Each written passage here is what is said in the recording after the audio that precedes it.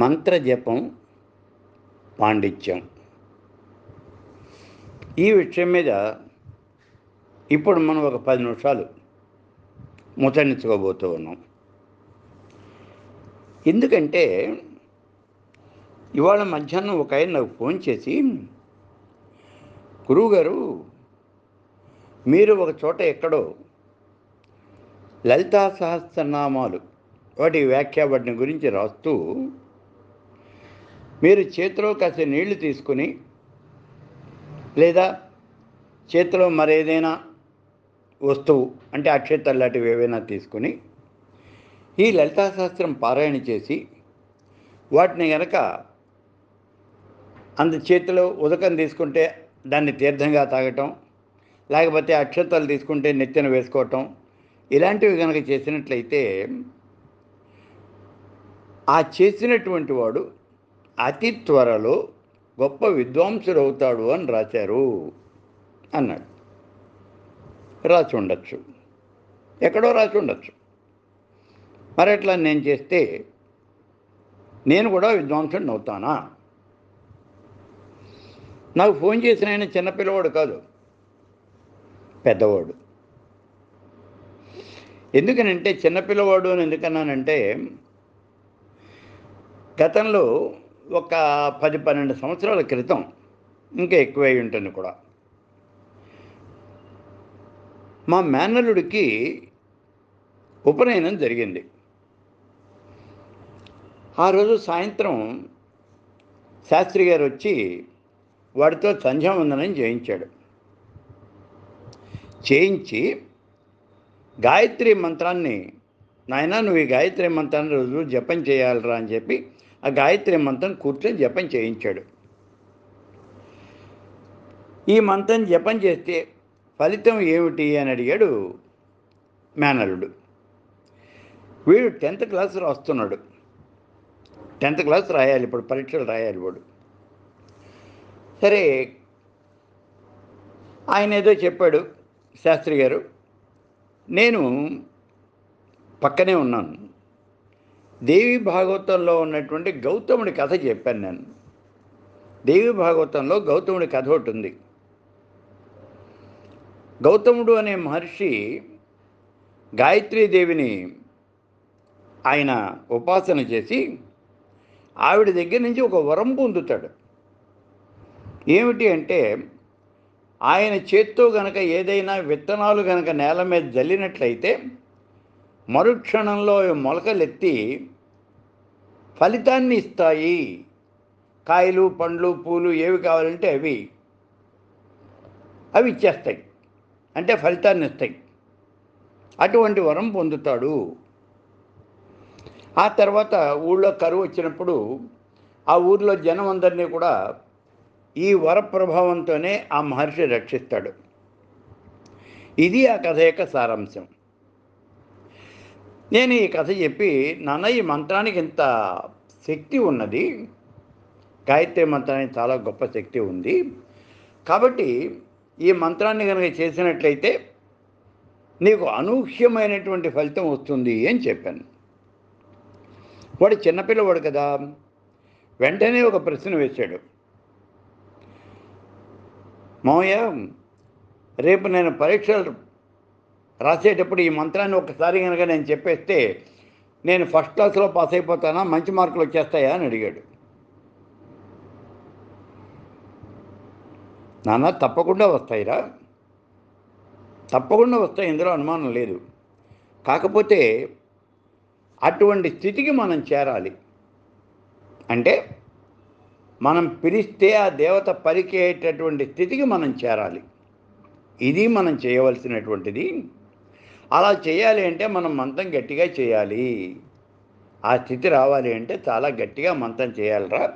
అక్కడ మహర్షి ఎన్ని సంవత్సరాలు తపస్సు చేశాడో చెప్పాను కదా, అలాగే మనం కూడా మంత్రం కనుక చేస్తే అటువంటి ఫలితం మనకు కూడా వస్తుంది అని చెప్పాను. అలాగే దేవి భాగవతంలోనే సత్యవ్రతుడు అని ఇంకో కథ ఉంటుంది. అందులో ఒక మునికుమారుడు, చాలా మందబుద్ధి. వాడు అసలు ఏ మంత్రం చేయాలో కూడా తెలియదు. ఒక పంది పోతూ పోతూ అరుస్తూ ఉంటుంది. ఆ పంది యొక్క అరుపుని విని దాన్ని ఐంకారము అనుకుని ఆ ఐంకారమే మంత్రంగా తీసుకుని వాడు జపం చేస్తాడు. అమ్మవారు కరుణిస్తుంది. అతి కొద్ది రోజుల్లోనే వాడు మహావిద్వాంసుడు అవుతాడు. కాబట్టి మంత్ర జపం చేస్తే మనం విద్వాంసం అయిపోతామా అని అడిగితే తప్పకుండా అవుతాం. అక్కడ 2 సందర్భాల్లోనూ కూడా వాళ్ళు చిన్నపిల్లలు. సరే, ఇప్పుడు నన్ను అడిగినటువంటి నేను పెద్ద అయినా. సరే, నేను విని, నాయన నువ్వేం చేస్తుంటావయ్యా అసలు, నీ వయసు ఎంత అని అడిగాను. నాకు 35 సంవత్సరాలండి అన్నాడు. Very good. ఏం చేస్తుంటావు? నేనేదో ఒక యోగా టీచర్గా పనిచేస్తున్నానండి అని చెప్పాడు. బాగుంది. ఏం చదువుకున్నావు అన్నాను. యోగా ట్రైనింగ్ అయ్యానండి అన్నాడు. యోగాలో డిప్లొమా చేశాను అన్నాడు. అంటే ఇంటర్మీడియట్ అయిపోయిన తర్వాత 1.5 year డిప్లొమా చేసేట. ఏదో బతుకు తెరువు కోసం ఉద్యోగం చేస్తున్నాడు. ఇంతవరకు బాగుంది. ఇప్పుడు ఇతని కోరిక ఏమిటి అంటే, ఈ లలితాశాస్త్రం పారాయణ చేసి, చేతిలో నీళ్లు తీసుకుని లలితాశాస్త్రం పారాయణ చేసి ఆ నీళ్లు కనుక తాగేస్తే నేను విద్వాంసుడిని అయిపోవాలి. ఇది ఆయన కోరిక. చూడండి, ఏమైనా సమంజసంగా ఉందా? ఎందుకంటే నా దగ్గరికి వచ్చేటువంటి వాళ్ళలో కొంతమంది ఉన్నారు. వాళ్ళు చెప్తున్నారు, స్వామి నేను కూడా మీకులాగా ఉపన్యాసాలు చెప్పేయాలి, లేకపోతే మీకులాగా పుస్తకాలు రాసేయాలి, అందుకు నన్ను ఏం చేయమంటారో చెప్పండి. వాళ్ళకి చాలా గొప్పవాళ్ళు అయిపోవాలి అనే కోరిక ఉంది. కోరిక ఉండటంలో తప్పులేదు. కానీ మంచి మార్గాన్ని ఎంచుకోండి. జపం చేసి నువ్వు విద్వాంసుడైపోవాలి, ఇది ఎంత కష్టమైనటువంటి పనో మీకు అర్థం కావట్లా. మీరు చాలా తేలికగా తీసుకుని దాన్ని ఏదో అనుకుంటున్నారు. జపం చేస్తే మీకు ఫలితం వస్తుంది, ఓకే, ఫలితం వస్తుంది. ఈ ఫలితం ఎక్కడి నుంచి వస్తుంది మీరు చూడండి. మీకు ఫలితం రావాలి అంటే మీకు రాబోయే జన్మలలో ఉన్నటువంటి సుకృతం ఏదైనా ఉంటే మీరు పొందవలసినటువంటి యోగ్యత అనేది ఉంటే, ఆ ఫలితం అనేది ఉంటే, ఆ ఫలితాన్ని ఇప్పుడు మీరు ఇమ్మని అడుగుతూ ఉన్నారు భగవంతుడిని. ఆ ఫలితాన్ని ముందుకు తీసుకొచ్చి ఇక్కడ ఇస్తాడు అంతే. అంతేగాని కొత్తగా లేనటువంటిది మీకు ఎక్కడా ఇవ్వడు. ఖచ్చితంగా గుర్తుపెట్టుకోండి.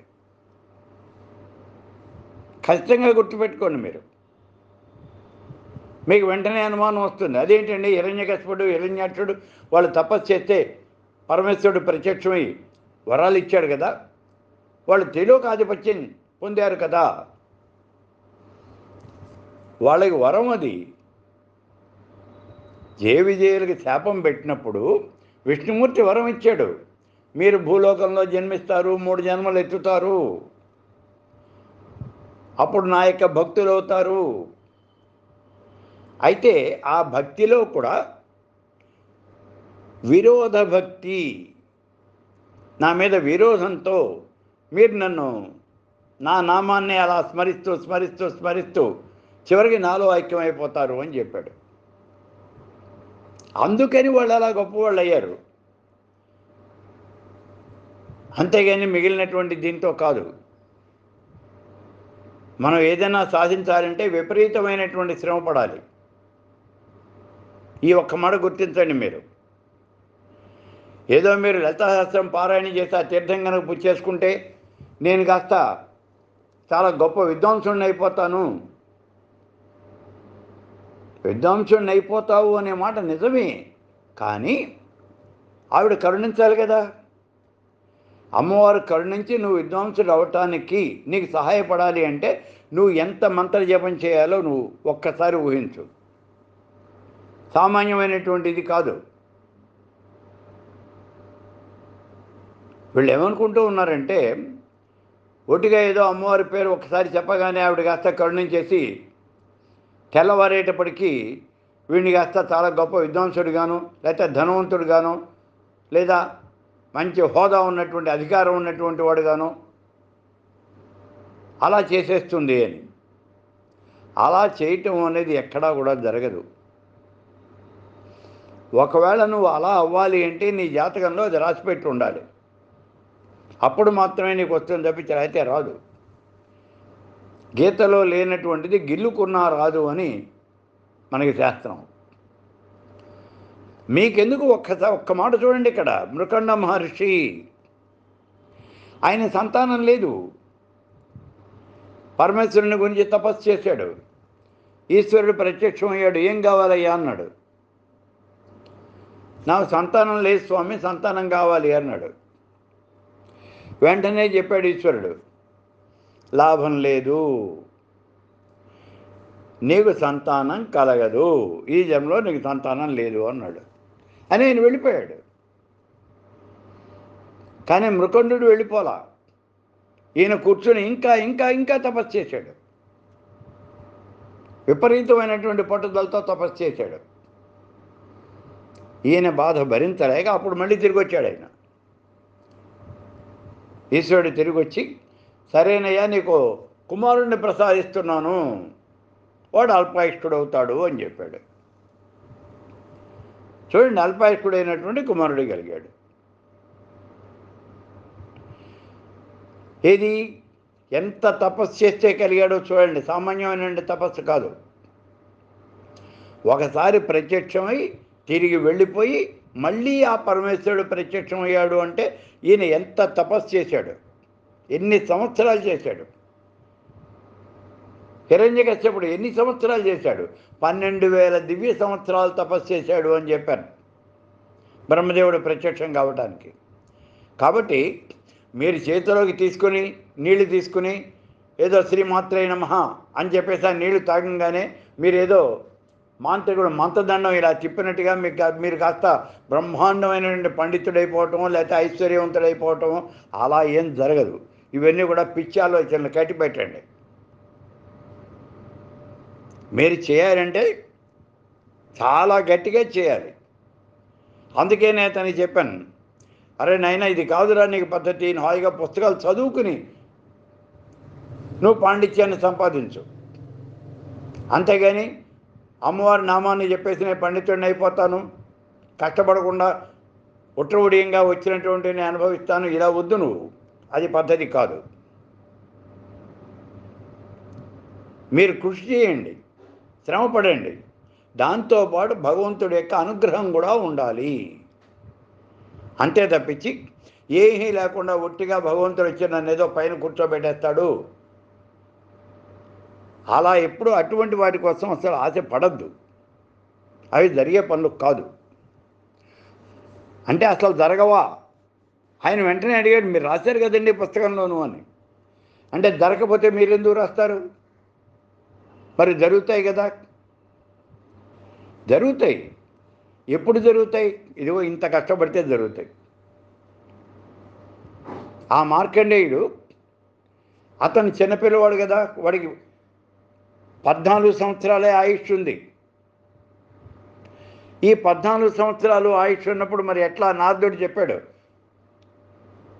వెళ్ళి ఈశ్వరుని పట్టుకోవయ్యా, నీకు ఆయుష్ పెరుగుతుంది అని చెప్పాడు. సంవత్సరం పాటు తపస్సు చేశాడు. ఎలా చేశాడు? ఉదయం నుంచి సాయంత్రం దాకా, సూర్యోదయం దగ్గర నుంచి సూర్యాస్తమయం దాకా ఈ సంవత్సరం పాటు ఆయన ఈశ్వరుడికి అభిషేకం చేశాడు. మహామృత్యుంజయము, దాన్నే అమృత పాశుపతము అని అంటారు. అమృత పాశుపతం చేశాడు. ప్రతిరోజు అమృత పాశుపతం చేశాడు. ఏకాదశం సంవత్సరం పాటు చేశాడు. ఏకాగ్రమైనటువంటి దృష్టితో చేశాడు. చేయండి మీరు కూడా. అలా కనుక చేయగలిగినట్లయితే, అంత కష్టపడగలిగినట్లయితే తప్పనిసరిగా మీకు ఫలితం అనేది ఉంటుంది. ఉండదు అని చెప్పను, ఉంటుంది. కానీ అలా మీరు ఫలితం తెచ్చుకోవటానికి అలా ప్రయత్నాలు చేయొద్దు. మీరు ఇక్కడ చదువుకోండి, మీరు పుస్తకాలు చదవండి, పాండిత్యాన్ని సంపాదించుకోండి. అంతే తప్పించి భగవంతుడిని భజన చేసి, భగవంతుడిని కీర్తించి, స్తుతి చేసి నేను పాండిత్యం తెచ్చేసుకుంటాను అలా వద్దు అసలు. అలా మీరు చేయవలసింది ఏమిటి అంటే మోక్ష సాధన కోసం ప్రయత్నం చేయండి అవి. అంతే తప్పించి ఏదో జపం చేసి నేను పాండిత్యం సంపాదించుకుంటాను అనే మాట మాత్రం ఇలాంటివి మీరు ప్రచారం మాత్రం చేయొద్దు. ఎందుకంటే అంత కష్టం మీరు పడలేరు. అంత కష్టపడలేకుండా వీళ్ళు ఏం చేస్తారు, ప్రతి వాళ్ళు ఏదో ఆ దేవుడి పేరు చెప్పుకుని తిరుగుతూ ఉంటారు, రోడ్ల మీద తిరుగుతూ ఉంటారు.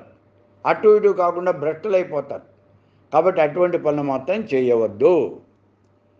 మీరు కష్టపడండి. కృషితో నాస్తి దుర్భిక్షం, జపతో నాస్తి పాతకం. కాబట్టి మీరు కష్టపడండి. మీ కష్టానికి తగినటువంటి ఫలితం తప్పనిసరిగా వస్తుంది.